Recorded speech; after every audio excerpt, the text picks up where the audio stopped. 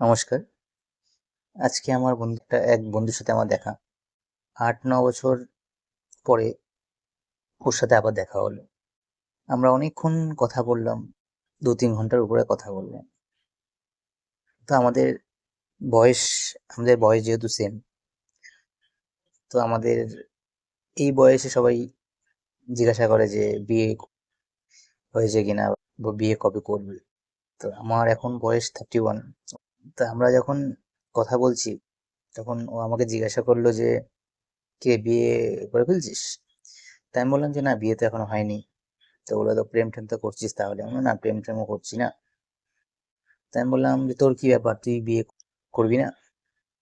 তো ও আমাকে একটা কথা বলল।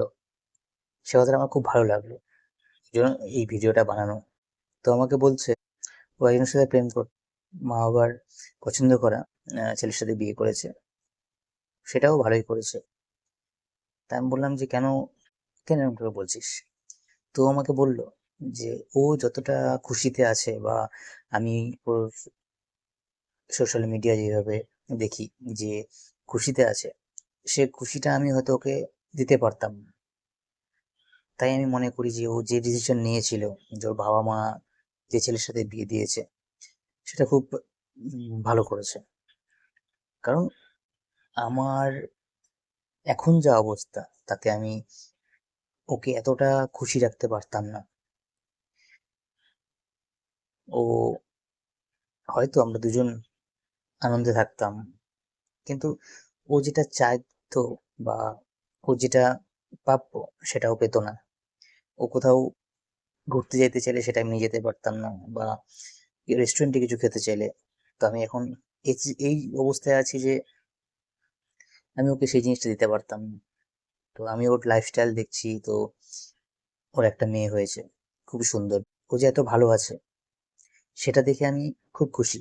তাই মনে করি যে কাউকে বিয়ে করাটা বা কাউকে সারা জীবন সুখী রাখতে পারবো, সে কথাটা কেন জানি এখন আমি ভাবি যে পারবো কিনা। তাই বিয়ে নিয়ে এখন আর ভাবছি না, আর জানিও না বিয়ে করবো কিনা। যাকে ও ভালোবাসতো, তাকে খুশি দেখে ও খুশি পাচ্ছে, তাকে নিয়ে ওর কোনো কমপ্লেন নেই।